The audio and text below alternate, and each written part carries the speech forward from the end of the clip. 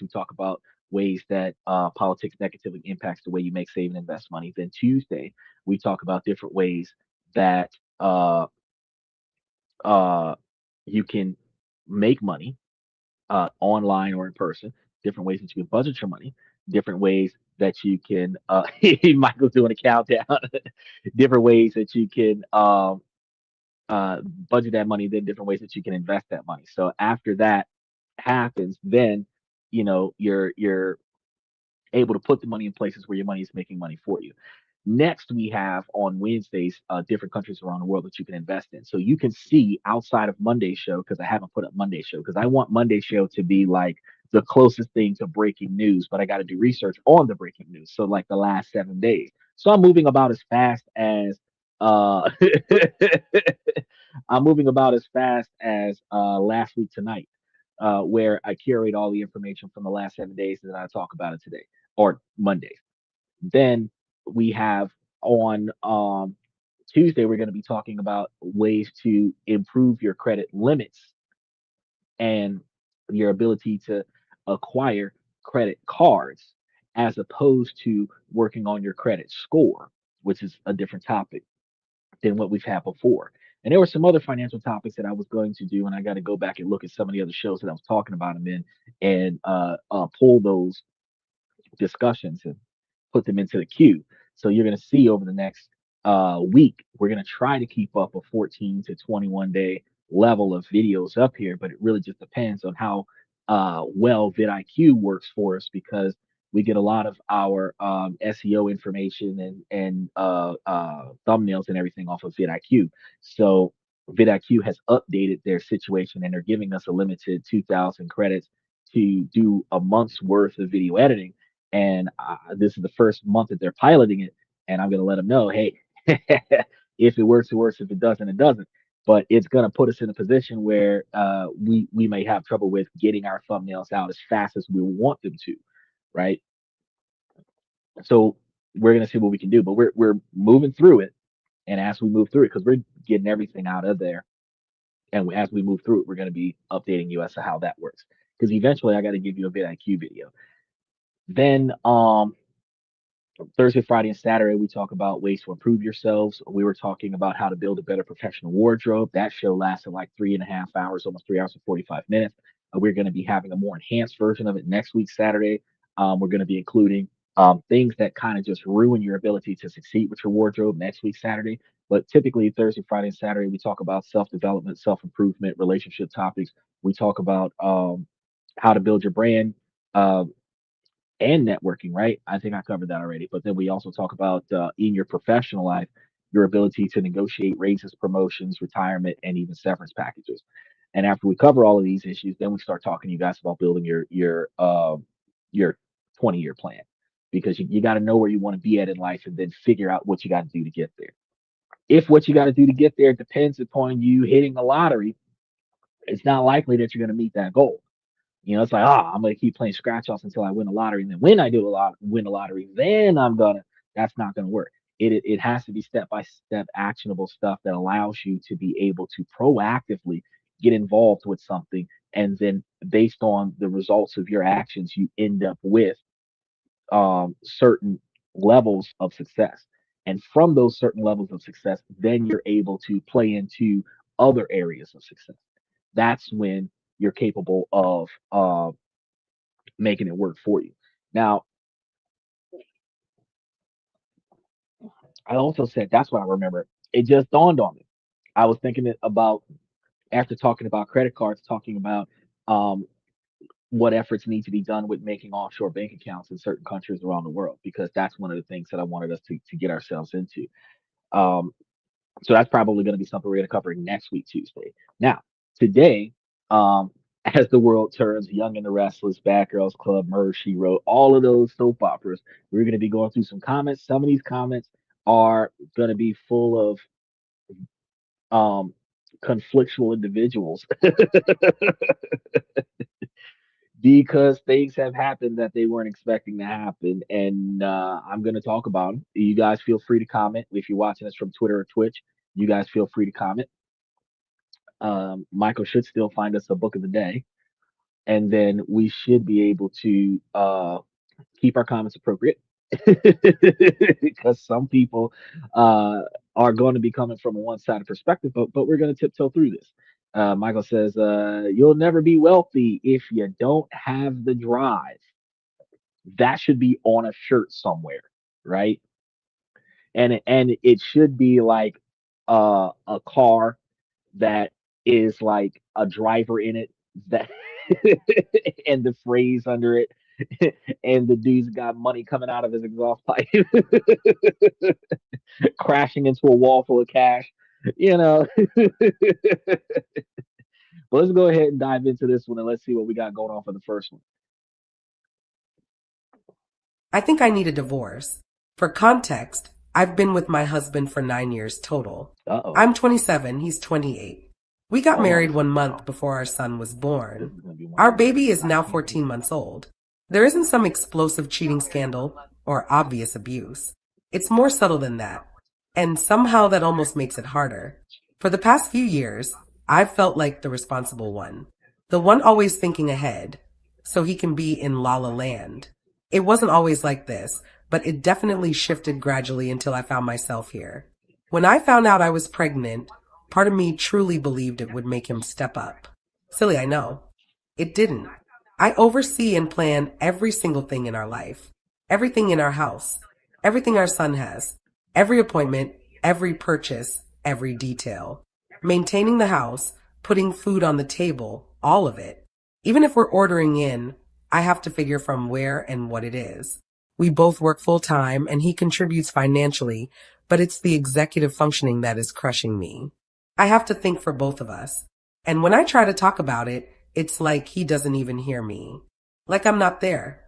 Or he gets defensive. Even with something as basic as protection, he wouldn't take initiative. I had to bring it up multiple times until eventually I had to buy it. This was after I got pregnant again 6 months postpartum and had to have an abortion because protection doesn't feel good, and he said he pulled out. I was deep in postpartum depression and didn't have the mental capacity to fight harder for myself. Even during and after the abortion, I carried the mental load. And yes, I still had to buy the condoms myself. Worst part? I didn't even want to have sex anyway. Just doing it to appease him since he constantly asks. But what woman wants to have sex when her needs aren't met? It made me feel unprotected in more ways than one. Like my body and my safety were my responsibility alone. And that dynamic shows up everywhere. I carry the emotional weight. I carry the mental load. I carry the consequences. We also work together. And I've watched him slack at work too. Spending time watching videos and smoking when he should have been working from home. He says he's been depressed for about 6 months, but he hasn't done anything to address it. No therapy. No real changes of habits to try to get better. Now things are slipping at work, which means he has to be there more to fix what he let slide. Which means even more falls on me at home. Ironically, that's only shown me how much I can truly handle on my own. It's made me more confident that I could survive a divorce. On the flip side, I've been dissociated for years, honestly. Probably the whole time we've been together now that I'm thinking about it. I experienced a lot of trauma in high school before we met. But having my son snapped me out of that. I've been consciously trying to better myself ever since. Going to therapy that I've needed for a while. Eating right and working out to lose excess weight. And I stopped smoking when I found out I was pregnant and didn't start again after. I do hit my pen sometimes, but I have a medical prescription, and it doesn't affect my parenting or ability to be an adult. So watching him move in the opposite direction is even more frustrating. At this point, I genuinely feel like he's holding me back. It feels mean to say. On top of that, he's a mama's boy. She constantly promises things, says she's coming, says she'll help, and then doesn't show up. Over and over. And despite the lies and letdowns, he believes her every single time. I feel like I'm married into a triangle where I'm the outsider. I've begged for change since I was pregnant. Not grand gestures. Basic partnership. Pick up after yourself. Help with the house. Be consistent. Communicate. Show up emotionally. I need consistency, not a good week after a fight. Now that I'm serious about leaving, suddenly he's willing to do therapy. A few months ago, I asked for couples counseling as a last resort and he said no. Then about a month ago, I told him I was done and wanted a divorce, and suddenly he's open to counseling. I told him if we're doing this, he has to find the therapist because I cannot be the one fixing this too. He says he wants to, but he still hasn't actually taken the steps. I think I'm setting the deadline for him to find anyone for the end of this weekend. It's been a month. Monday will be a new day, and I'll most likely be reaching out to a lawyer. Why did it take me breaking? Why did it take me saying I'm done? I've been asking for the same things this whole time. Now too much has happened, and I'm resentful. If he changed, I probably still wouldn't get over everything that's happened. I've had to carry way too much postpartum. We both work, so we both should contribute equally at home and with our son. I am not accepting less anymore. I'm exhausted. And when I imagine my future, I picture peace. Just me and my son in a calm space. And that makes me feel horrible because he isn't some monster. He's not evil. He's just emotionally immature, defensive, inconsistent, and comfortable letting me carry everything. But I'm tired of mothering a grown man while also raising a toddler. My lease is up in June, so it feels like there's a clock ticking. I don't want to make a rash postpartum decision. But I also don't want to waste more years hoping someone becomes who I've already asked them to be. And I really don't think this is rash at this point, right? If you've been in something similar, how did you know it wasn't just exhaustion or hormones? Did they actually change long term? Did you regret staying? Did you regret leaving? I feel lost, guilty, and resentful. And I just want peace. How do I explain this to my girlfriend without crashing out? I'm an overall Oh, you. Oh, optimistic guy. I usually don't really oh, my bad. I'm sitting over here trying to hear this because it's not going through my headphones real quick. Uh,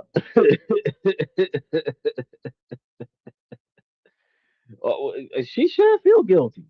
She should feel guilty. This on her. This ain't on him. This on her.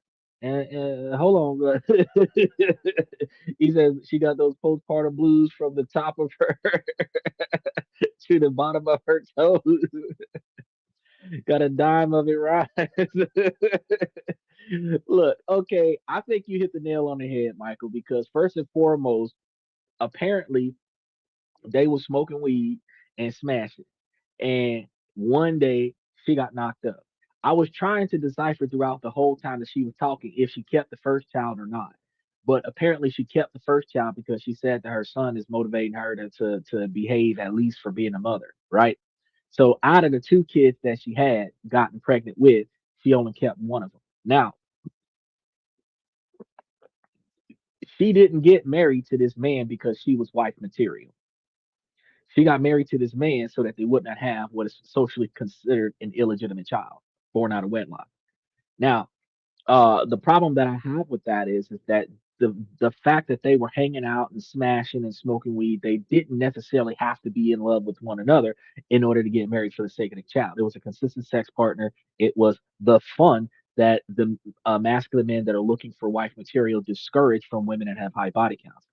Now, she Michael, you said she's not there. She's got the she wants abortions and she's got the condoms and everything going on. First and foremost, why is it only about her throughout her entire complaint? She's mad that the man isn't doing what she wants him to do. She sounds like the husband. She has the man mentality where he's supposed to be at the house cooking and cleaning and this, that, and the third because she's got a job. And I don't understand and I don't agree with the modern way that women think, where the women are free from responsibility. All of the responsibility must be on a man. And if the woman has to step up in any scenario, she's doing too much work and it's all on her and this, that, and the third, because men carry the load 95% of the time, if not more. And the fact is that if the man is not carrying the whole load on his shoulders, the woman is going to ask him to take on more of the load. Now, I'm going to be real. If dude is at the house more than she is at the house, he does have the capability to do some of the stuff around the house. That I will agree with. If he's at work and she's at work, they should have been able to budget. A special shout out to Enu. If he was at work and she was at work, then they should be able to budget a housekeeper and a nanny if they don't have the time to come back to the house and do some of the stuff around the house, right? Instead of having lifestyle creep where they're living at 99% of their income, they should be able to live modestly and be able to factor that in to having the ability to have a nanny and potentially a housekeeper, and that nanny can be the housekeeper, which kind of helps out. Neither. We come from uniformity, so we talk about things that don't make sense, and then we try to make them make sense.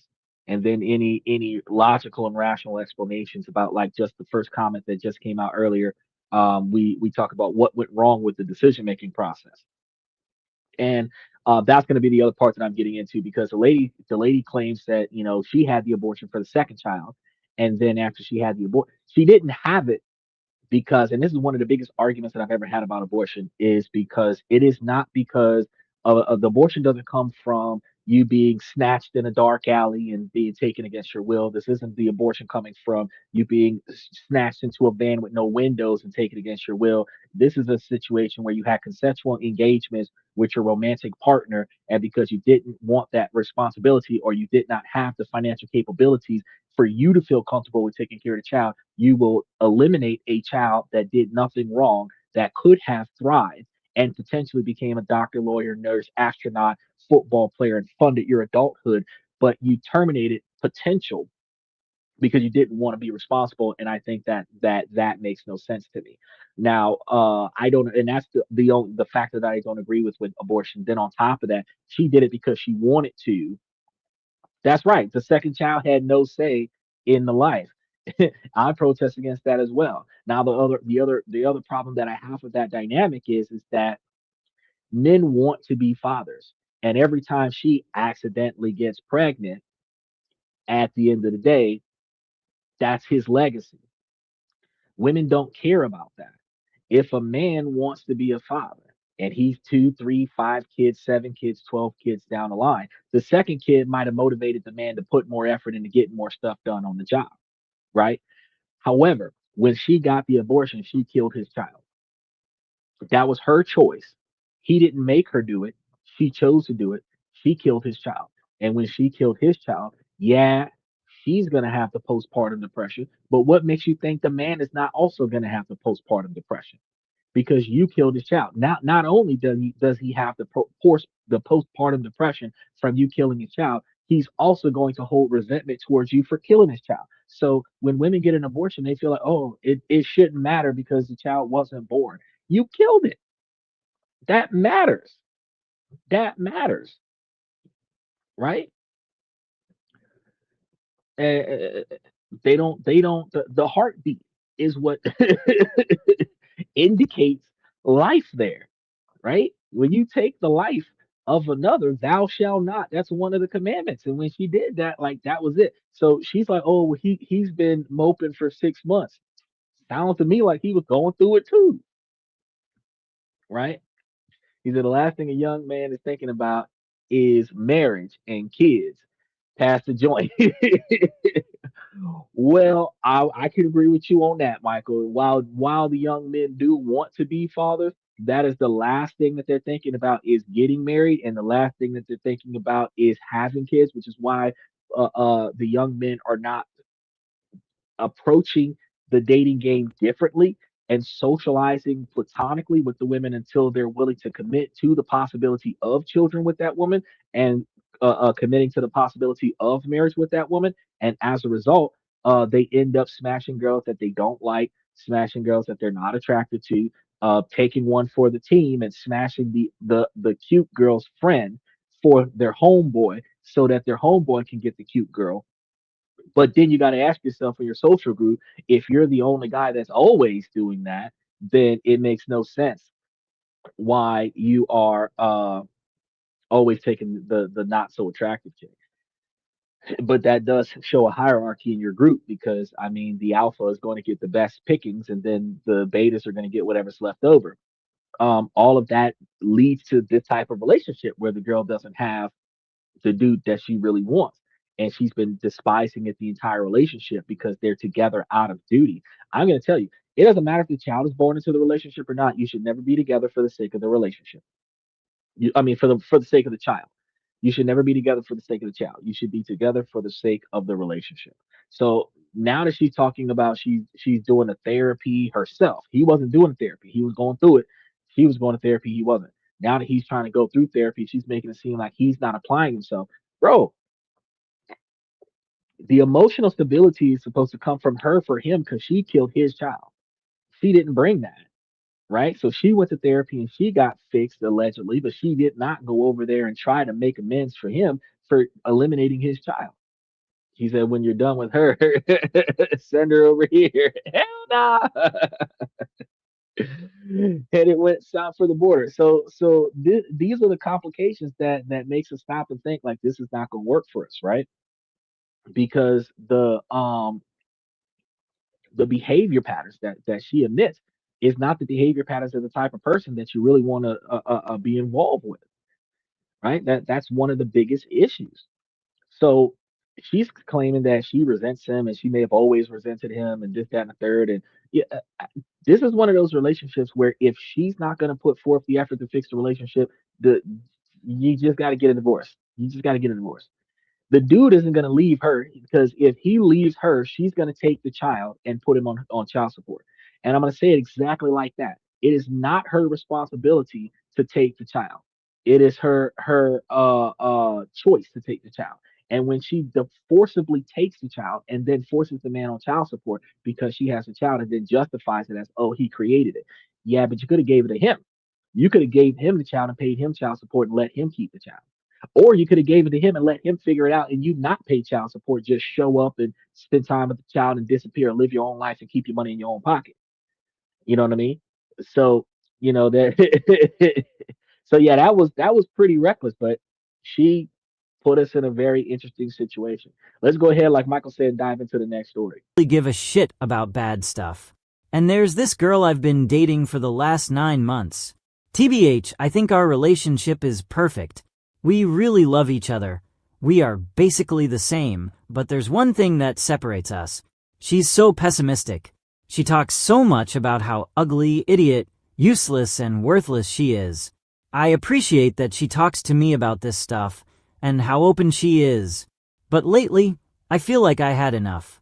This is like all we talk about now. We come back home.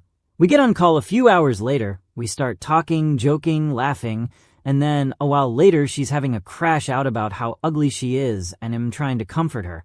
And in these calls, me comforting her does not help at all. If she at least gets a little better after me comforting her. A few minutes later, the same stuff happens again. And then in the end, after I get fed up and talk a little annoyed, say stuff like, "Can you stop talking about this stuff? I think you're pretty, and the stuff you say about yourself is bullshit. They don't make any sense." She gets mad at me and hangs up the call. Even if she does come back, she doesn't talk to me for hours. It makes me want to pull my skin off. Today, it's Ramadan, I'm fasting. I don't really do this stuff often since I'm not that much of a religious guy, but my friends invited me to fast together and then hang out. I accepted, and I never realized not eating and drinking drives me this crazy. My girlfriend called me while I was in home watching a movie, and then you know what happened after. She now had 5 new insecurities about herself, and was shouting about it in the call. I already was having a shitty day, and when this happened, I decided not to talk, because I knew that it was going to make stuff worse. So she continued, and then changed the topic, like 20 minutes later. Now was talking about her mom walking into the room and accidentally stepping on some item. She showed the item to me on FaceTime, but it wasn't clear what it was. I asked, "What is that?" And since I was trying to hold back my feelings but was failing at it, my voice came off annoyed. She said, "Oh, okay, never mind," I'm hanging up. She hangs up the phone and doesn't look at the message I sent asking about why she hung up. This is so tiring. She thinks all the bad stuff is about her, and when I try to make her feel better, She thinks I can't understand her because I didn't go through the same stuff. Of course, I have a couple insecurities about myself, like any other human being, but I don't talk about them all the time because I hate being miserable. I always try to take things slow with her, but I think she doesn't seem to be happy with it. I love her and don't want her to be this sad about everything. I think that she's the prettiest girl ever and don't understand why she's so upset with her looks and all the other stuff. What do y'all think I should do? Am I doing something wrong? I just need to get this shit off my chest, man.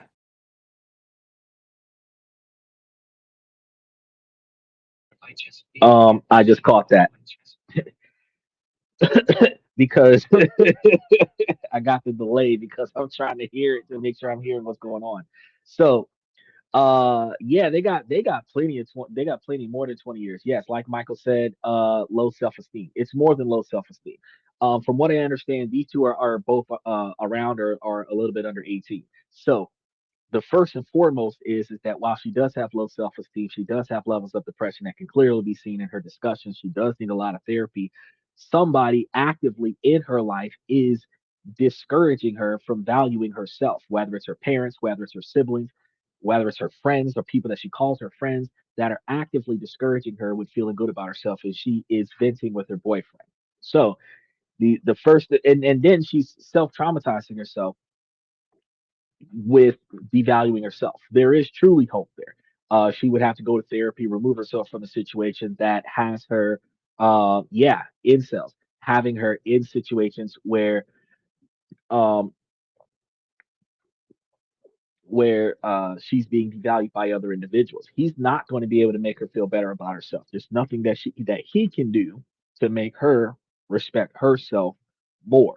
And it is not his responsibility to make her respect herself more. Because like Cat Williams said, your self-esteem is the esteem of your motherfucking self. So I am not in control of your self-esteem. I'm in control of my behavior in front of your self-esteem. So I will never crack jokes about your looks.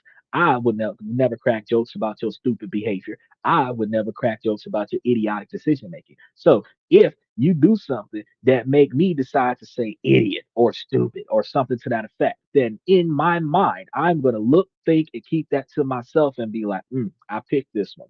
That's it. That's it.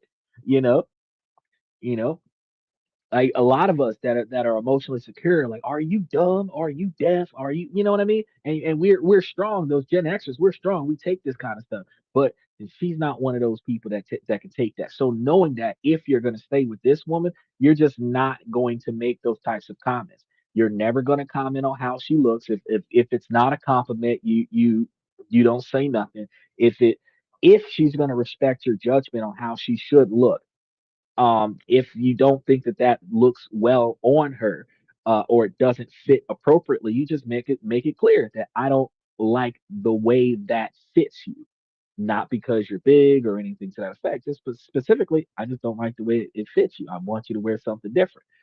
Now if she don't listen to that, then you might as well break up with her anyway, because I mean if she ain't gonna respect you now when you under the age of 18, when y'all 38 years old, like Michael said, call back in 20 years, 20 to 40 years, call back.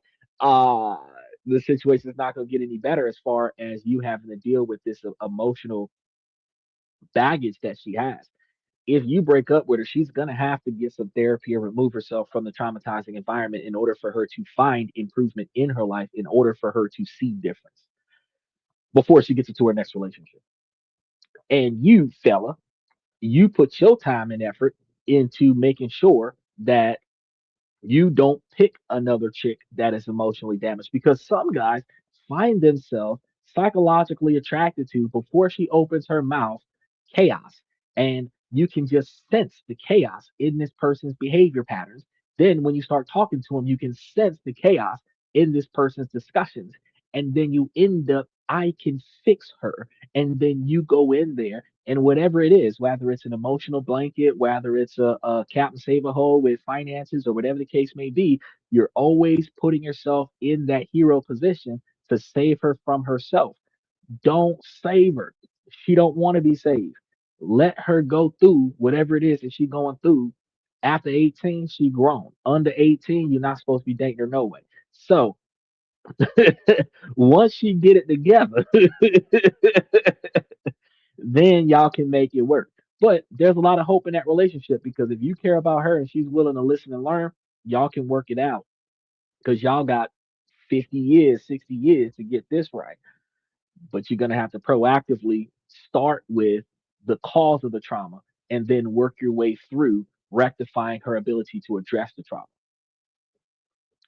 That one was simple. Let's go ahead to the next one.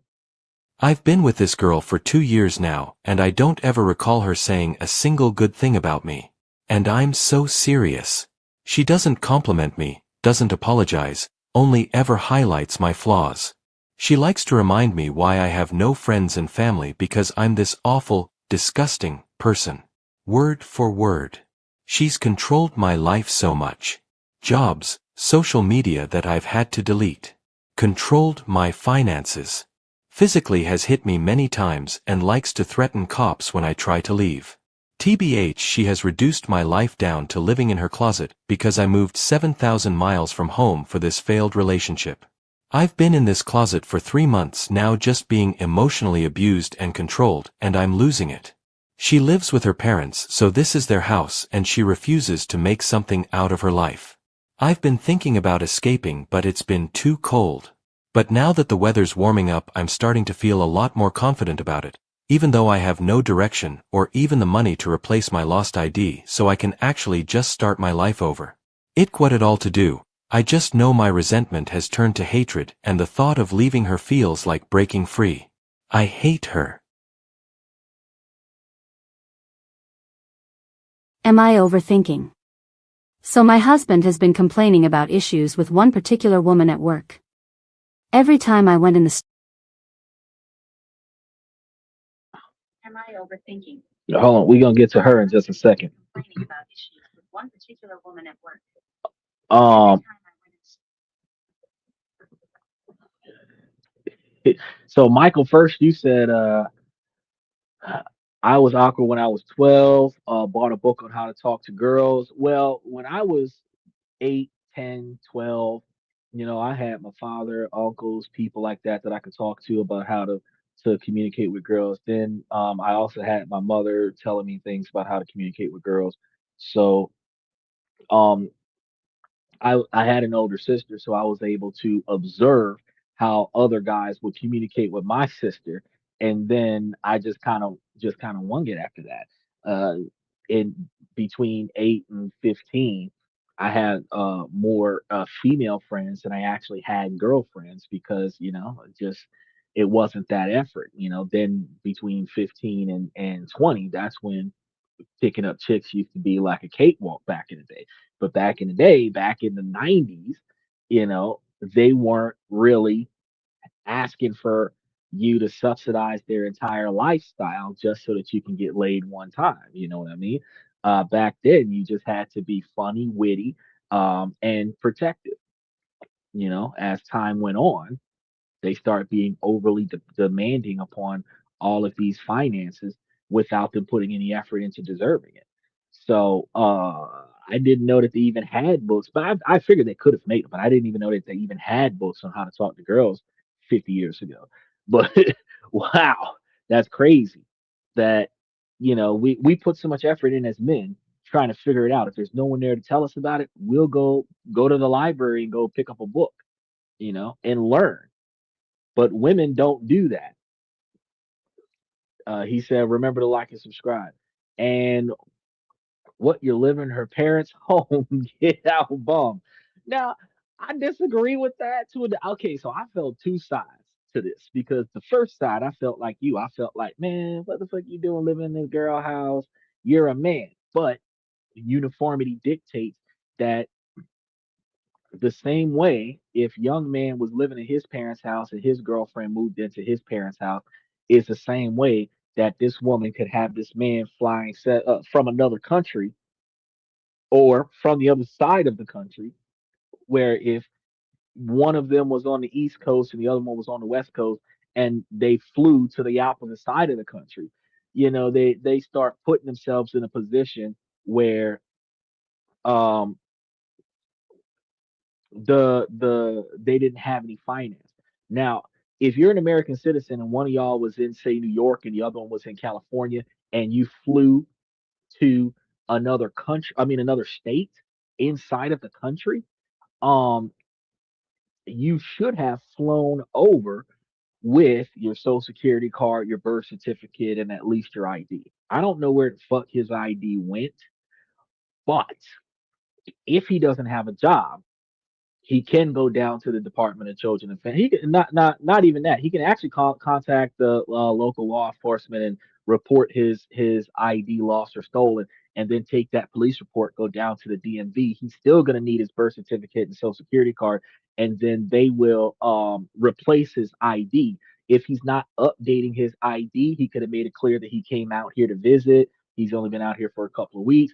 He's seen that his wallet was missing out of the hotel. He doesn't know where it went. The police officer puts out the police report. They give you a free ID, so there isn't a reason why he doesn't have an ID. But if he's staying with this chick and this chick is supposed to be in love with him or whatever, he should be able to take that ability to get it from her if he's a young man. But if he grown, if he old, because when we think about a man moving into a woman's house, we think that he like 30 years old living in his mama's house, and that's not always a thing. He could be like 17, 18 years old living in mama's house. And if that were the case, then hey, sir or ma'am, can I get $30 to get my ID so that I can get a job so that I can do better about your daughter, kind of thing. Uh, that what's that is appropriate because she probably don't got no damn job and she living off of her parents too. So if they're letting you live in a house, then you've been taken in as their dependent. So they should be able to give you $30 to get your ID so that you can help pay the rent. But it requires a little bit of effort there. Now, as it stands, Michael said 50 years ago, even Pluto was writing about talking with women. Well, I mean, I understand that 150 something, 250 years ago, that Aristotle and all of these people were philosophizing on these things. But I'm talking about like just having like a how to talk to girls like small booklet or whatever the case may be. That I just didn't think about that when I was growing up. You know what I mean? So now I know now today that they've been making books like this for generations, and we still don't know how to talk to girls because the women are not consistent. But and over the past 5 or 10 years, men have learned why try to learn how to talk to girls, set your standards, and expect them to adapt to your communication. If they don't pay attention and follow instructions, who gives a shit if they understood what you were saying? Because if they're not applying themselves to try to figure it out, then why put in all the effort? Because you're paying for this as the dude. As we've seen, the other woman, she was complaining about having to step up and be the financial leader. She was complaining about how having to step up and contribute the other half of emotional security when both of them are feeling emotionally vulnerable. She was complaining about that. She was complaining about smoking her weed, being a parent, and then actually showing mutual respect to her husband at the same time. So, yeah, that's crazy. Now, Michael says, I wonder how far back in written history is the written conflict between man and women?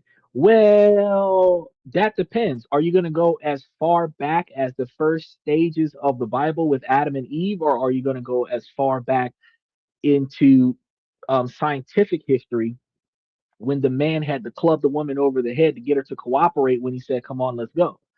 Uh,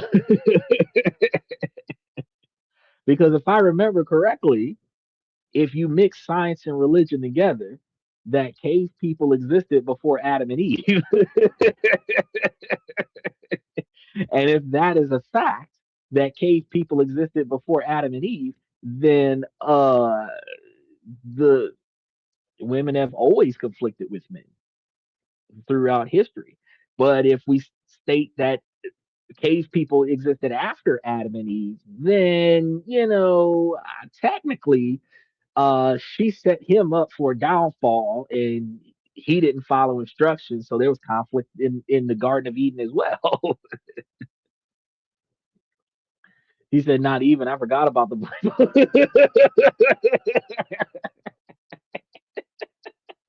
Look, hey, you asked. I was just like, hey, it kind of does make a little bit of sense. I just men and women have always been conflicted, and the reason being is because back in the past, well, okay, not 100% conflicted. Back in the past, when women used to be able to get smacked by their boyfriends and their husbands when they didn't pay attention, back when women were property, back when black people were slaves, in them days, men had more control over the relationship. Women had more respect for men. When men stopped slapping the taste out of women's mouths, women had less respect for men. Men are being raised by women. Women are not satisfied with the feminine men that are coming from multiple generations of men being forced to be raised by women. Now, the women are the reasons why the men are so feminine, because if the man is only being raised by a woman, a man knows how to behave the way a woman wants him to behave as far as being submissive, but women don't want submissive men. And that is a problem. If a woman does not want a man to be submissive, then she cannot teach a man to only bow to her authority. So between mom suppressing the man and sister suppressing the man, and then the girlfriend suppressing the man. And then when children are born, that child is left with the woman, because the woman is going to take the child from the father and then force child support out of the father and then suppress that child. And you've got second and third generation ultra feminine men, not because the men inherently are born feminine, but because the men are deprived of their fathers, uncles, and grandfathers that could have taught them more about how to be more masculine, how to be more self sufficient, independent, and capable of leading. But then on top of that, as you've seen the first woman on the show that was overly aggressive in her relationship about being the man in the relationship, the women are growing up to be the masculine man that women want, and then the feminine men that are taught and trained to be submissive and obedient to the woman aren't attractive, because the woman wants to be led by a leader, but she doesn't want to be controlled. Her fear of being controlled requires her to rebel against any leadership, and that conflict in her own mind prevents her from finding a masculine man that she would be happy with. Because ultimately, in order for her to feel happy, she has to have somebody who will take control of the situation so that she doesn't have negative recourse, but also he doesn't give her any instructions. So, what she's looking for is a butler. What she's looking for is a servant. What she's looking for is a security guard that's going to dive in the way of conflict, take bullets for her, get destroyed for her, and she is oblivious to her environment because he's getting his ass whooped on her behalf and she doesn't know what's going on around her. Almost like Tom and Jerry with the girl cat that was wandering through society, and Tom was getting his ass whooped by society and she didn't know what was going on. And that is the relationship. As long as that's the case, there isn't any conflict. But let the man have to tag her in to hold the fort down. Nah. Soon as she got to get in the ring and start fighting, oh my God, he's not masculine enough. But if you want a Terminator 2 kind of man, when he says, come with me, you should have to come. When he says, get down, she should get down. Boogie, oogie, oogie. Right? There's no male role models to understand what a man is today. You're right. Since every man is raised by a woman, and then every man that's raised by a woman has sisters that also bully the man into obedience, especially if the sister's the older sister. The only time you start seeing a responsible man if he's one of the older children, or at least one of the more responsible children out of the group, then that man is able to lead the household financially, pay the bills, and make sure that the house doesn't fall under. However, beyond that, do what your woman tells you to do is what women are going to teach other men, right? Now, after that, the girlfriends are going to be the same way. Oh, well, if you want sex, you must do as I say, because women will withhold intimacy until she gets what she wants, just like the first and third guy, or first and second guy, stated in the show. was that, the girlfriend was not doing what they wanted, what they should have done, because the woman wasn't satisfied with the man's behavior. A woman will close herself off. She will be dodging hugs and kisses from you, and, oh, I got a headache, and roll over and don't touch me, and withholding intimacy. And she will keep that up for hours, days, weeks, until he folds and does what she wants. Then, when he does what she wants, then she will start giving him the intimacy, and probably in some situations, make up intimacy on top of it, because she's getting everything that she wants. That psychological and emotional abuse, where you withdraw affection until you get what you want and then provide affection as long as you're getting what you want, conditions the men into not being the masculine men to stand on top of their assertiveness. So no, you're not going to have any men teaching any other men how to be men in a scenario where those men are still simping on the women. That's going to be a scenario where, if the 15-year-olds are watching the 20-year-olds behavior, they're caving. They're caving. Then the 20-year-olds are watching the 40-year-olds like, nah, fuck that dude. We don't got to do all that. The 40-year-old dudes are learning from the 70-year-old dudes. Nah, we don't got to do that. I put a calendar on the door and let them put their appointment time up here. And if they show up, they show up. If they don't, they don't. I'm not begging nobody to come in. I'm not paying nobody, nothing. I'm not asking for shit. They offer. If they don't offer, fuck them. We grow into that mentality, but we grow into that mentality after years and years and person after person of being rejected and then being trained. After a while, we realize, shit, I'm the reason why she's here. She's here for what I did in my life, the money, the stuff. She's here for what I did in my life. Why am I putting so much effort into begging her to come and spend my money and use my shit? At the end of the day, if she's going to be spending my money and using my shit, I should at least be able to have control over how it happens. That's when we start putting our foot down. Now, that goes back to what Michael said. Oh, living in her house, living in her parents' house, get out. Nah, fuck that shit. If your girl wanted you to move in with her and you moved in with her and she living with her parents and her parents is fitting the bill, that's fine. But you need to get yourself a job in the area. You need to be able to get back on your feet. You move for the sake of her, but when you move for the sake of her, you should have moved for the sake of stability. Because long distance relationships don't work. They don't. People can lie and say that they can be. If you have a solid marriage, if you have a solid long-standing relationship already, and then y'all have to spend a few months apart, and then you're going to come back to living in the same house, then that means y'all can have a temporary long-standing relationship. But if your relationship started abroad, it's not going to work. If your relationship stays long distance for years, it's not going to work. Y'all are going to grow apart. Absence can make the heart grow fonder when you're around one another every day. So 2 or 3 weeks, a couple of months away from one another, and then y'all come back, that's fine. You know, because being under one another every day of the week is not healthy, and being away from one another for multiple years is not healthy either, not for the strength of the relationship. So I don't think that there's a problem with the man living in the woman's parents' house with the woman, but I do believe that if there's a man in the house, that he can get advice from the man in the house, since he don't have direct access to his parents and male advice from back home. He can get advice from the man in his house. But one of the things I also understand is that the psychological and emotional abuse that he's experiencing from this girl, if you don't want to get that, then your next step is to get you a bus pass and get the fuck on. So back to what Michael said, get your stuff and get out. Yeah. If the girl all your stuff is in her closet, in her bedroom, and she treating you like shit, and she's treating you like shit because you don't have any money, you don't have any resources, you're something to do because her financial provider is her mom and dad. So you bring no value to her life outside of the emotional punching bag. And society is going to treat her like crap because she has a piss poor behavior, and she's going to vent that out on you. So yeah, that's going to trickle down to you getting the brunt of the abuse. You don't want to take that, bro. You got to get out. That's what's going on.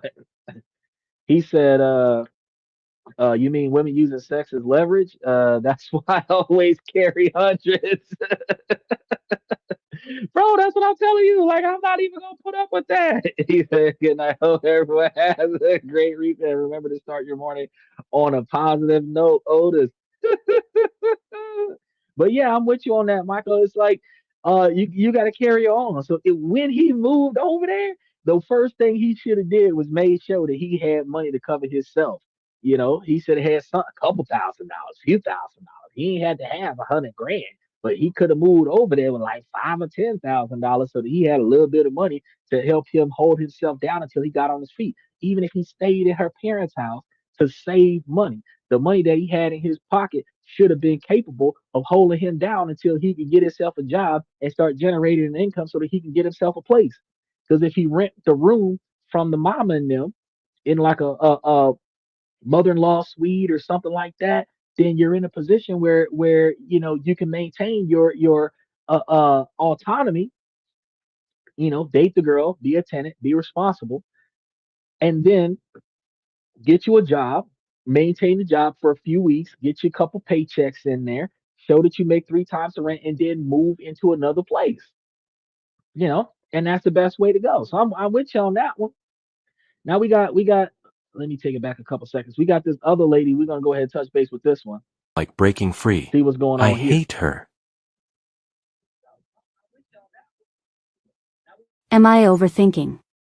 So my husband has been complaining about issues with one particular woman at work. Every time I went in the store they seemed all friendly towards each other. Now my husband hasn't ever given me any reason to doubt, however this woman has been sticking out straightforward in his mind. Like it bothers him that she started acting petty out of nowhere. I personally don't like her. I met her, I could tell what kind of woman she is right off the rip. So I'm trying to figure out why is he so bothered. Was there micro-cheating going on at work, like his work bestie? Did he always not like her and her pettiness is just stating? I have no idea if I am overthinking this or is my head correct. I dunno, I just need someone to talk about this with. It was over a sweatshirt and yesterday a banner. I'm so confused and feel sad.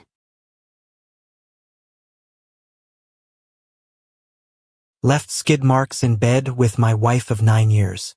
Basically what the title says. I sometimes sleep naked. About a week ago. Skid marks in bed. All right. We gotta go back to the other one. Um, and then I'm gonna run that back real quick. So let's he says skid works in bed. We gonna talk about that one. Let's go back. So we got the chick. Okay, she's got the she's overthinking the situation. Now, I have a problem where women strongly believe from time to time that there's like different levels of cheating only when it applies to men, but the same rules don't apply to women. There isn't a micro cheating. You're either cheating or you're not. You need to, truth be told, at the beginning of your relationship, you need to really be able to identify what cheating is. You have physical cheating, and then you have non-physical cheating. The standard observation of undisputed cheating is the physical cheating. That is going to have sex with someone else outside of the relationship. It is kissing somebody else or receiving a kiss by somebody else, specifically on the mouth, sometimes involving tongue. These are observations of cheating. When you start talking about the non physical cheating, the extra attention to somebody else, the emotional bonds being built with somebody else, the platonic cheating. Apparently, when we talk about that, it only applies to men. But truth be told, if it's wrong when men do it, it should be wrong when women do it too.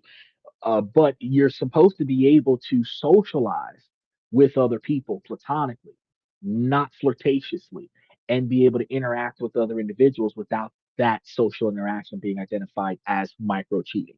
Okay, so actually, I should probably cover that on the show one day. Like, what is the different levels of cheating, and is micro cheating really a thing? We should probably look that up.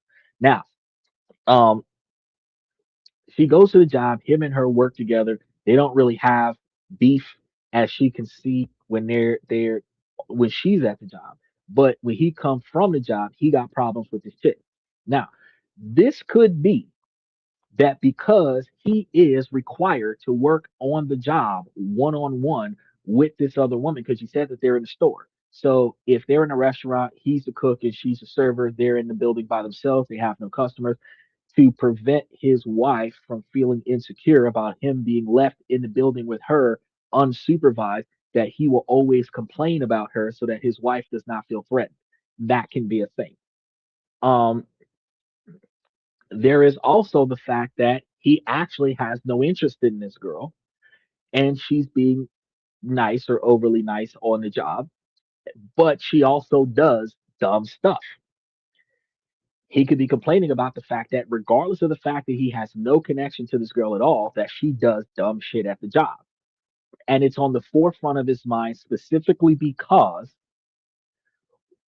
it made his job harder. Okay. None of this has anything to do with him masking an affair. If the guy didn't want his girl to know that he was involved with the girl on the job, he would never, ever talk about her positively or negatively. Okay.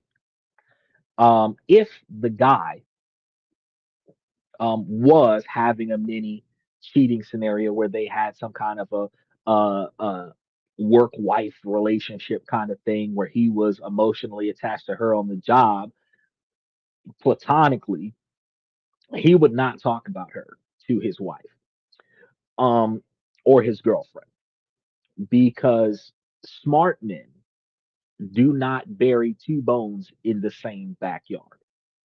Okay. So if he's got one bone over here, the other bone will be buried in another yard. They will not accidentally come in contact with one another. So, understandably, he's complaining about this chick because she does stupid shit. That is not something for you to get offended by. That is not something for you to um, um, treat him negatively with. But it is something for you to pay attention to because a lot of times, because you said that you met her, you know her, you don't like some of her ways. We find fault in other people based on our observations of the faults that we perform because you can only identify somebody fucking up by making that mistake yourself. We can only find fault in someone else that we have in ourselves, right? With this being said, we can recognize that the girl that we're talking to is pissing off our man on a regular basis with her dumbass behavior. Well, whatever she's doing that's pissing him off, you should make sure that you're not doing the same stuff at the house because that could be the ultimate reason why he's complaining about it at the house. Because the other reason why a man would complain about insignificant things that another woman is doing on the job is because hypothetically, if you were doing that, that would piss me off. So if I'm in a restaurant, I'm supposed to be the lead person on the shift.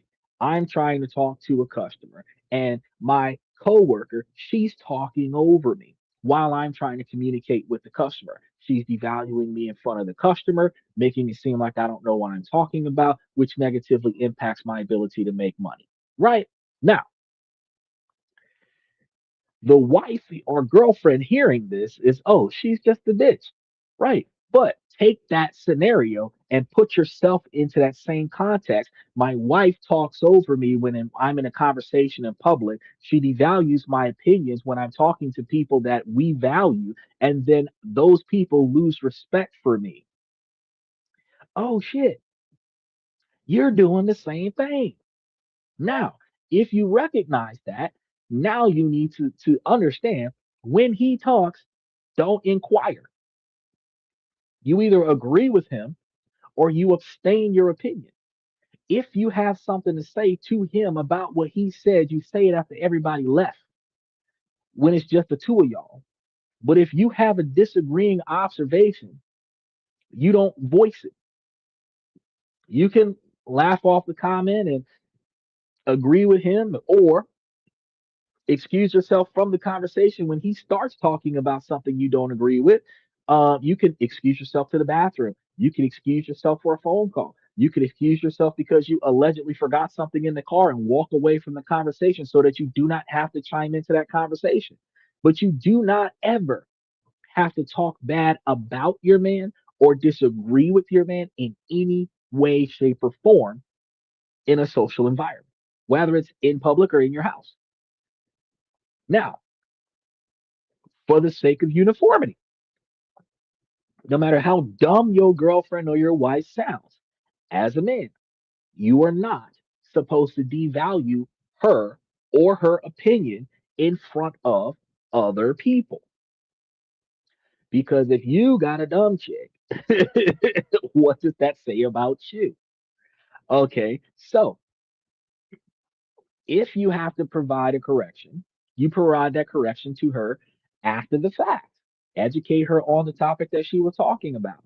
If y'all know what kind of conversations you're going to be talking about, you can kind of cue her in on the information so that she knows what's going on before the conversation starts so that she doesn't feel dumb or say something dumb. However, in a situation where a conversation comes up about a topic that she has no knowledge in, if she has not excused herself from the conversation, that is the best time to ask her to get something for you that causes her to leave the conversation so that she doesn't make an ass out of herself. Now, women don't like being told what to do. Women do not like being corrected. But if the man says, sweetheart, can you go to the car and grab whatever, whatever? Instead of her, why you didn't get it when we was at the car, blah, blah, blah, blah, blah. If she was like, oh shit, that's the cue to exit this conversation. So let me, all right, honey, and go to the car. You don't have to necessarily go to the car. If you're a smoker, you can go outside and light up a cigarette. And by the time you finish the cigarette, you come back without whatever he sent you to the car for, because he didn't actually send you to the car to get something. He sent you to the car to have you leave the conversation. If y'all were at the house and he said, "Honey, can you go in the kitchen and make us some coffee?" You could go in the kitchen and go and make the coffee and never come back with the coffee. You could go in the kitchen, make the coffee, drink the coffee, never come back with the coffee. The purpose of him asking you to go in the other room and find something else to do was to remove yourself from the equation without embarrassing you or you embarrassing yourself. So if he asks you to go, respectfully leave. But because he gave you that instruction to go for whatever reason and do whatever, that is your cue to say, I got it out now. Instead of putting your foot in your mouth, like in those questions where the guy walks up and asks a couple, would you take a Bitcoin or $100? And the girl's like, oh, $100 because a coin is just a coin. If she would have said, you know what, I'm gonna let my man answer that question. It prevents her because she don't know what the hell a Bitcoin is. She could I'll just let him answer that question, and whatever he say, that's it, right? That prevents her from putting herself in a position to look like an idiot. That is also the job of the man, is to shield her from looking like an idiot. So in moments where she doesn't know what the hell's going on, that is the moment where she's supposed to retreat from the conversation instead of trying to pretend like because she's got a bachelor's degree that she deserves to be the loudest person in the conversation. That's not always the case. But in situations where she knows more about the topic than the man, men are smart enough to say, I'm going to divert to my wife for that because she specializes in it, which gives you the floor to answer the question. But it also allows you to know that he's smart enough to know that he doesn't know what's going on here. And he's smart enough to defer the answer to somebody who knows, right? These are things that we don't talk about.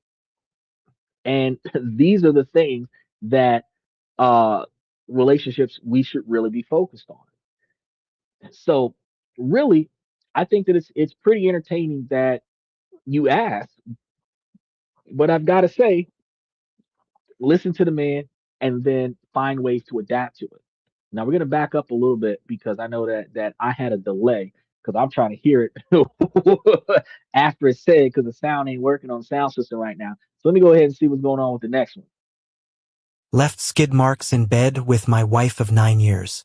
Basically what the title says. I sometimes sleep naked.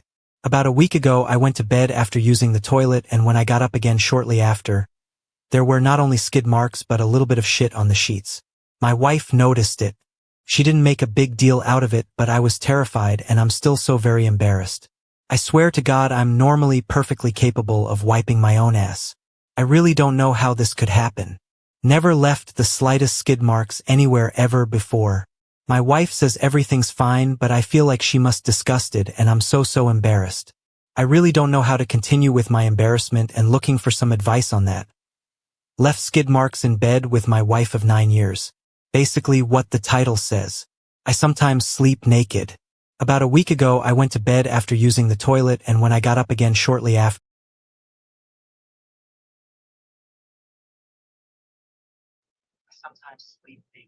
Okay, that's gonna I'm gonna have to buffer through that. Okay, so here's the thing, buddy. I think this one's entertaining. So if your woman does your laundry, it doesn't matter if it is accidental or on purpose. Most people, most people, men, women, and children, at some point end up out of their 8 to 12 hours of wearing the same underpants, have streaks in their drawers.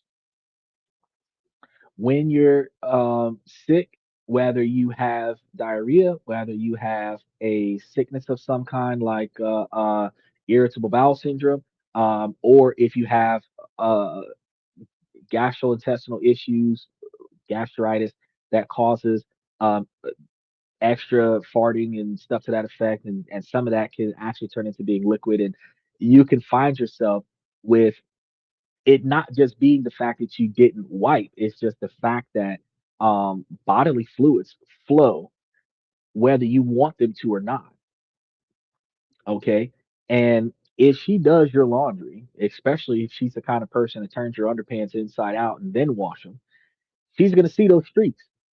Now, if you sleep naked, and I would recommend that you don't, but if you sleep naked and you left a stain in the bed, it's not a log. You didn't like actually drop out a whole like deuce on the bed. You had like some streaks on the bed where it kind of got between the butt cheeks, and your sphincter kind of released a little bit more than what you thought you had from before. The older you get, the more likely that's going to happen. To fix this solution, I would say no longer sleep naked in the bed. At least carry you some boxers or some briefs.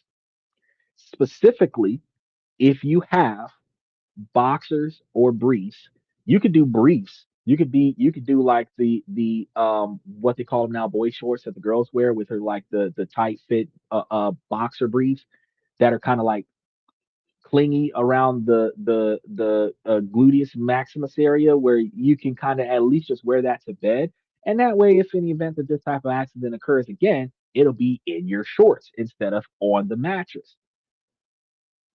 And then change your underpants when you get out of bed in the morning. Typically, people should change their clothes twice a day because you should put on what is called bed clothes, and then you have your out of bed clothes. And if you're lingering around the house before you leave the house, you have your bed clothes, you have your around the house clothes, and then you have your leave the house clothes, which would likely have you change out of your bed clothes into your around the house clothes, and then change out of your around the house clothes into your leave the house clothes, which should likely have you change your underpants 2 to 3 times a day. Now, if any event that these skid marks and streaks are happening throughout the day, you can go to a doctor, potentially add more fiber, um, because that could be a health issue. Change some of the things that you're eating, reduce some of the stress that you're having, because these are things that can fix your situation with your irritable bowel syndrome. But bro, if you're dating a chick that's not doing your laundry and you left stains in the bed like that, she's going to have a problem. But she would have had a problem the moment you got out of the bed and there were streaks in the bed. However, On the other side of the fence, if she's always doing your laundry, bro, she done seen them streaks at least 4 times a month. At least 4 times a month. Every load of laundry that is done, there's at least one pair of briefs that's got some streaks in them, which is one of the reasons why it's encouraged when we were talking to you guys on Saturday, yesterday, about buying dark colored clothes, stainage. If you're wearing white briefs, those Fruit of the Loom underpants, it is easier to see the streaks. It's not as easy to see the streaks in a situation where they're black or dark blue or something to that effect, the darker colored underpants, which typically are colored in the briefs or the boxer briefs, that you don't have to worry about that. So just for the sake of, excuse me, I'm gonna say don't don't sleep naked in the bed anymore, bro. Since you're leaving streaks in the mattress, you're leaving streaks on the sheets. Um, don't sleep naked anymore. But typically, on a healthy side of things, though, for the sake of intimacy, you are not supposed to see each other naked unless you're intending on getting intimate with one another, because getting naked is supposed to be the psychological trigger of intimacy. So if you guys are lingering around each other naked, you get used to each other being naked, and then you lose the desire of intimacy while naked, because it's normally y'all aren't intimate when you're naked. Likewise, that's one of the reasons why they started developing lingerie and sexy clothes, that women wear certain outfits to bed that indicate that they're willing to get intimate, versus non-sexy clothes when they indicate that they're not willing to get naked, right? Not willing to get intimate. Changing from your around the house clothes to your bed clothes is a routine that psychologically triggers you to recognize that it's time for bed, and also time to get out of bed. The effort it puts you into getting out of bed, and you're not getting back into the bed while you're wearing your out around the house clothes, you will find yourself less likely to be in the bed on a regular basis, right? Then going through the motions of changing into the leave the house clothes psychologically triggers you to get ready to leave the house, and also psychologically triggers you to rest after being outside of the house. Then on top of that, if you're taking your out of the house clothes off and then putting on your around the house clothes, whatever you experience in your environment does not get left on your couch, on your sofa, whatever your armware, whatever, right? So you go somewhere, let's say that there's some germs or bacteria or whatever the case is somewhere else from your out of the house clothes. If you change when you come back to your house and put that into the laundry, then when you come back into the house is old, is semi quarantined, right? Come into the house, take off your shoes, go change first, put on some comfortable clothes, and then go and sit on the couch, and then go have dinner, this, that, and the third. Or even better, come into the house, take off your shoes, go take a shower, then put on some comfortable clothes, and then come. That takes the filth from the outside of your house off of your body, and then you're inside of your house, keeping your house cleaner. And that same mentality can apply to getting ready for bed, taking another shower, and then putting on go to bed clothes. So that's what I have as a recommendation for you for that. Now, let's go ahead. I think we got one more. Let's go ahead and touch base on this last one. We got There to were work not only through skid the marks but a little bit of sound shit on the here. sheets. My wife noticed it. She didn't make a big deal out of it, but I was terrified and I'm still so very embarrassed. I swear to God I'm normally perfectly capable of wiping my own ass. I really don't know how this could happen. Never left the slightest skid marks anywhere ever before. My wife says everything's fine, but I feel like she must disgusted and I'm so embarrassed. I really don't know how to continue with my embarrassment and looking for some advice on that. I've been pretending to understand my job for 8 months, and I think I've finally reached a level where I actually can't fake it anymore. Do I come clean to my boss or just keep going? So for context, I have a master's degree in something completely unrelated to this job. I got hired because I interviewed well, and apparently fast learner on a CV is legally binding. 8 months in and I've been surviving entirely on confident nodding, strategic use of the phrase, let me circle back on that, and a browser history that is just Stack Overflow and what is word my boss just said. The issue is that up until now the stakes have been low enough that vibes could carry me. That era has ended. There is a meeting on Monday with actual numbers and actual questions, and my boss just told me I'm leading it in a tone that suggested he thinks that's a reward. I have 4 days. I don't know if I should come clean, speedrun 8 months of learning in 96 hours, or simply walk into the ocean. What should I do? Okay. So apparently, you got this job. You didn't know what the fuck you were doing. You lied on your application. You made it seem like you were a good learner. And now you've been doing this job. You've been on this job for the better part of a year, and you still don't know what the fuck you're doing. I don't know how you managed to do that. However, you are capable of getting information from your boss, and you are capable of doing your research and then regurgitating a solution to your boss. You maintain a level of confidence. You maintain a level of assertiveness. You believe what you're saying when you're talking to your boss, even though you don't know what you're doing. That is leadership material. This could get you promoted. In this situation, you do not have to have the answer to all the questions. You just have to have the confidence and the motivation to articulate how you will put in the effort to get the answers to certain questions. Now, your boss has you leading a presentation. Um, the work is getting done. Nothing's falling apart. You're accomplishing the goals. So all you need to do is maintain that confidence. All you need to do is maintain the capabilities to do the research on what you're supposed to be presenting, get all of the background information since at least over the last 8 months that you've been involved in the company, and potentially create projections in the direction of what you think the next 6 months should look like. That's not hard. Even though you don't know what you're doing, you know what everybody else around you is supposed to be doing. And you know that if any problems arose, you should have an idea of at least which team to talk to, if not which specific person on a team that you're going to be talking to. As a manager, you do not have to have the skill set of the workers in order to get the work done. You have to delegate the work to the parties that have the skill set to do the work.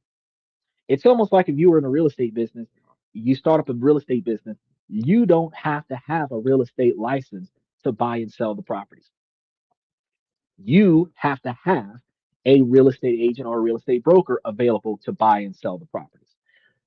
You don't have to have a market analysis degree to know how to market your company. You can hire somebody to market your company.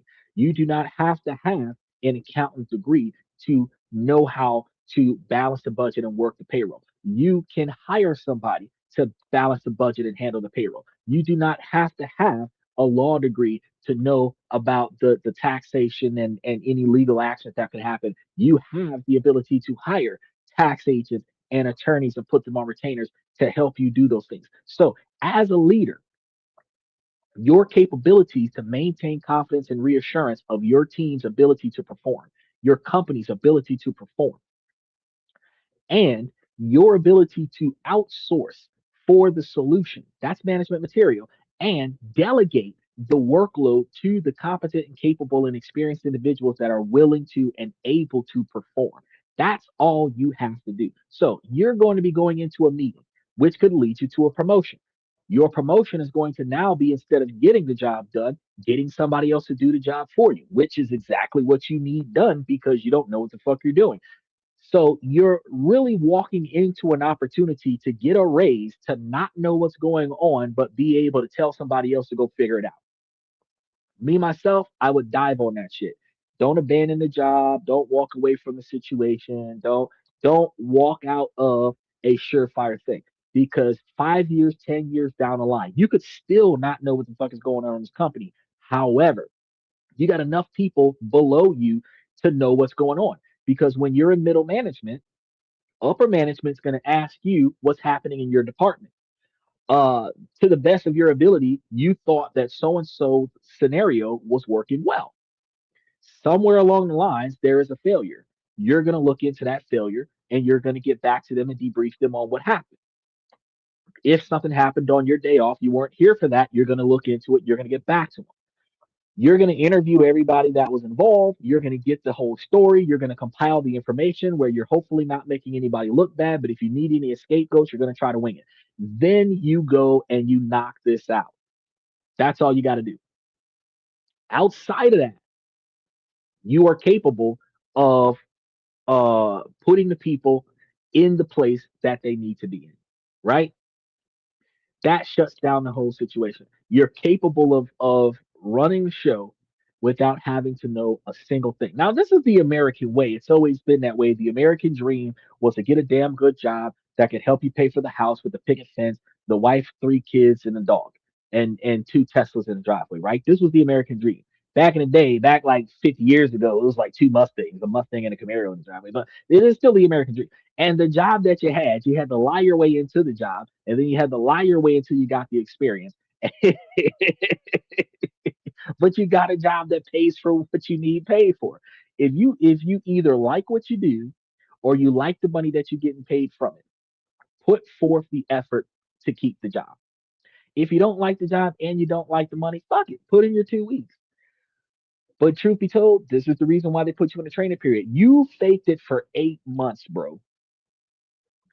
That's it. You did it. That's your position, bro. Nobody else is gonna be able to fake it like you. Own that shit. Now, that was the last one. We had a little bit of technical issue today, but we were able to get through it. Tomorrow we're going to be talking about some changes with the AI tech and how that's going to impact the stock market. We're going to be talking about that stuff tomorrow. We've got our credit card topic for Tuesday. We've got, I believe, turkey for Wednesday. So we've got our whole next week set up. You're going to start seeing us over the next few days putting up the next week's topics up there. So we're going to see like next week's and part of the week after that's topics up there. So I want you to make sure that you guys like and subscribe and y'all follow the show. Before we walk out of here, I'm going to say, ladies, as long as the situation doesn't make sense, I'm going to keep asking you ladies to make it make sense. So ladies, please make it make sense. And fellas, I give y'all this information to help y'all become higher value men. Hands down, guys, y'all have to pay attention to the things in your life that you're capable of controlling and make the necessary changes to change the things that you don't like, and then navigate around things that you cannot control. This is how you improve your life, right? And ladies, while this is a male-driven podcast from the male's perspective, you too can take the information that I give you and help you make yourself a higher value woman by finding your 20-year plan, finding your end goal, figuring out reverse engineering and figuring out how to get to that end goal, and then proactively putting forth the effort to accomplish that goal.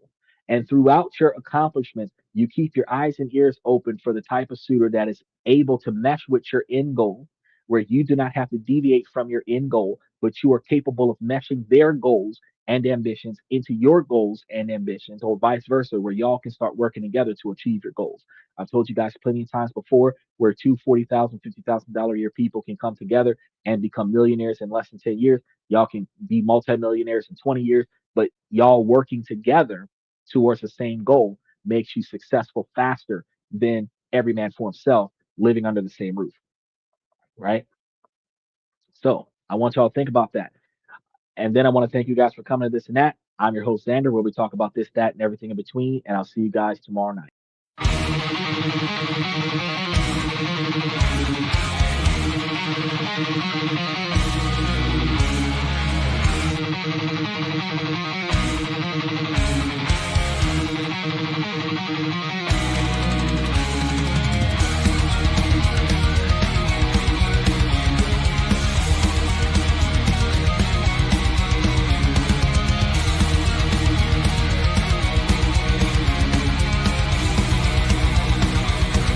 Higher ground!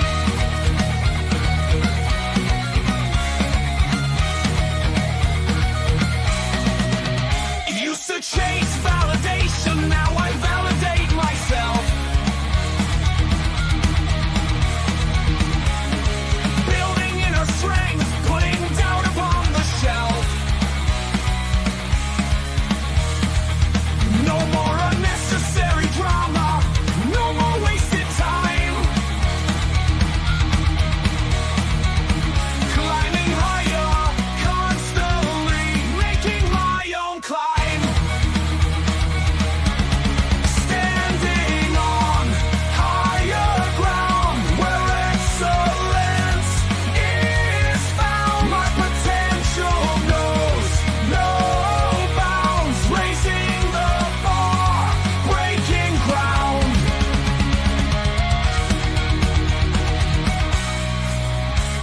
My network is my net worth. Choose your company wise. Surround yourself with eagles, not with sheep in disguise. Every interaction is a reflection of my brand. Quality over quantity, that's my personal command. I'm not landing on higher ground where excellence is found. My potential knows no bounds, raising the bar, breaking ground.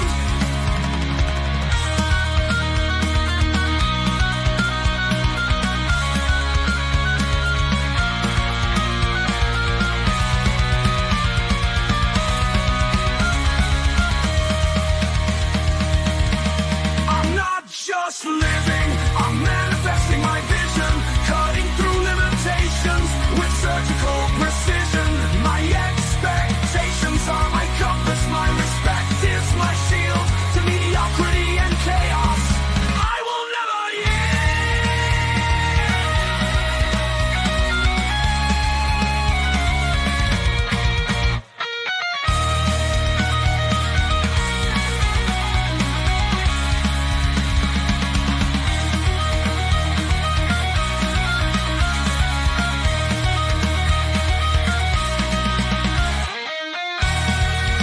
I'm not just living, I'm manifesting my vision, cutting through limitations with surgical precision. My expectations are my compass, my respect is my shield to mediocrity and chaos.